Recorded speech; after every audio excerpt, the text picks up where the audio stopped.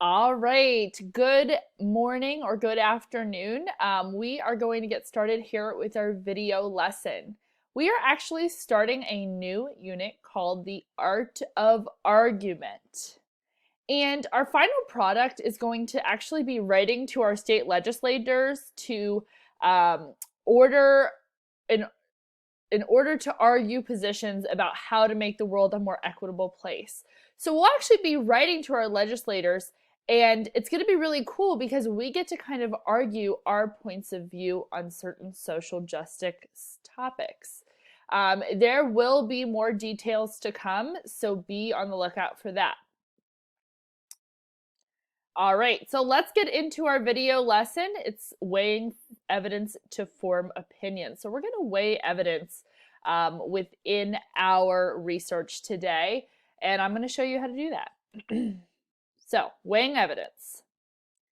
All right, so when we think of an argument, we kind of think about people going back and forth and yelling at one another. But really, the core of argument is that you choose a position and you defend it with evidence and proof. We actually did that in the last unit with our debate. Our purpose of arguing is to feel heard, so our opinions feel heard. And we argue in everyday life, and it doesn't always get heated. For example, when you're arguing that you should be able to go to a friend's house with your mom, or your mom or your guardian or whoever, you make a statement and an argument to say why you should be able to do that. We have arguments all the time in our life, but it's really important to learn how to format them. So, for this first week, we are going to be arguing about whether or not children should be able to compete in competitive sports. Now, children is classified as anybody from the ages of 0 to 18, okay? And this directly influences your life. A lot of you, if not you, your siblings, participate in some type of competitive sports. And this week we will be seeing and learning about which side of the argument you might fall on. Depends on who you ask. So, I'm actually going to be reading you two different articles about competitive sports today. And I want you to kind of listen to pull out pros and cons. What are the pros of kids playing competitive sports and what are the cons? Okay, before we move on, I will be using 3 secret words, and these words will actually be in the video test after this. So the first word that you are going to need to know, listen up. The first word you are going to need to know for that quiz after this video is blue. The word is blue. Okay, so let's keep moving on. So I'm going to read 2 articles.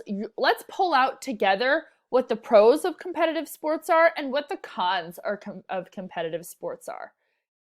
This is something that you could mirror in your notebook. We're actually going to use the same notebook from last unit in this unit. So you could use the same one to write this down. Okay, this is called Get Off That Couch and Play. The presence of competitive sports teams in public schools has come under fire in the media recently. While some argue that competition is damaging to young people in the spotlight, the rare incidences of sports injuries, the benefits are significant. First and foremost, when team sports are an important part of a school's culture, the halo around sports leads more young people to become involved in them. And this is especially important during adolescence when students are developing self-images and social skills. Competitive sports are a great way to get students active in a nation with an obesity epidemic and a rate of diabetes that continues to grow. Physical activity is becoming more and more important. Participating on teams can teach young people how to live healthy lifestyles. Competitive sports have other benefits beyond just building physical strength and influencing a healthy lifestyle. The challenges young people encounter when participating in competitive sports mirror those they will encounter in their lives. Students learn important life skills such as how to accept criticism, how to handle oneself under the pressure of competition, and how to work toward a goal, how to win and lose graciously. Many children who compete on sports teams also experience a heightened sense of belonging to something larger and have shown increasing signs of confidence and self-esteem. So it's pretty clear that this article is pro-competitive sports. I'm now going to read you an article that is not pro-competitive sports. Dad, I'm scared. I only have one brain and I don't want to hurt it playing football. My son Will, his 10-year-old eyes filled with tears, was trying to decide whether to play quarterback in his Pee-wee game against Roosevelt Elementary. 10 days earlier, he had taken a helmet-to-helmet hit during practice and possibly, although we don't really know, sustained a concussion. Now I wanted to help him make the right choice, if only I knew what that was. For several years, I have been following the furor over football and head injuries. I've become all too familiar with the accounts of NFL veterans exhibiting Alzheimer-like symptoms in their 40s, of teenagers dying without playing too soon after concussion. But these tragedies didn't seem very relevant to my own life until Will took his first big hit. I wasn't there, but he told me afterward that he went to the sideline to lie down.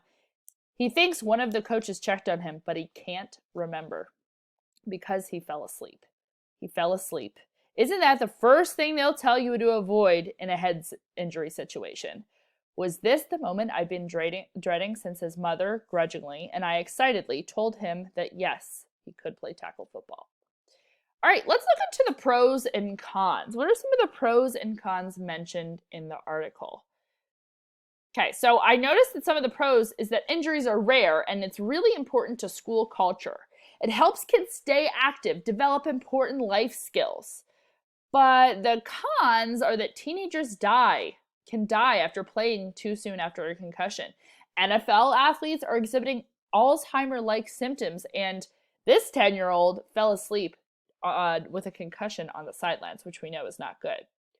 So these are two very short articles, but I pulled a lot of pros and cons. Now, I formed my own opinion from these. I have my opinion on whether students should be able to play competitive sports. I already have that. I'm not going to tell you it, but I have it based on these. What's yours? So on Wednesday, we're actually going to do a timed pre-test, and basically you're picking a side. Should kids play competitive sports or should they not? Today, what you're going to be doing is researching and using this time to research that, okay? You're also going to take notes on each source so that you can easily access them during the time when you are writing, okay? You don't want to be looking at resources while you're trying to write on Wednesday. You want to have those with you. If you're looking for the second word for the test today, for that one question test, the second secret word is sparkle. S-P-A-R-K-L, sparkle. So far we have blue, sparkle. This is what the time writing is going to look like. This is the prompt that you are going to get. Go ahead and pause this if you need to. It will take 45 minutes, or at least you'll have 45 minutes. You need to make sure that you have your sources ready to go. And you're going to be writing an argumentative essay on whether students should be able to play competitive sports or they should not, and why. Okay, so right now, today, during this time, you are going to make sure that you're prepared. So you're going to find 3 sources for your argument, okay? Make sure to take notes on those sources and pull things out so that you're ready to go for the timed writing to support your opinion. And remember, after this, you're going to be doing a video quiz. It's under the asynchronous day folder. It's one question and you have 20 minutes to answer it.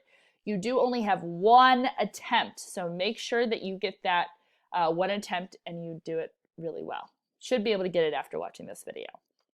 Okay.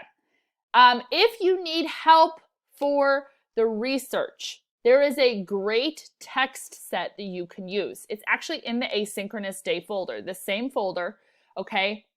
It says competitive sports text set. It has all these great resources about competitive sports, and some facts in there are awesome to use.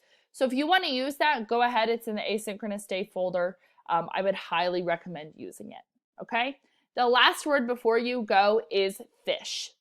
Okay, so the word is blue, sparkle, fish.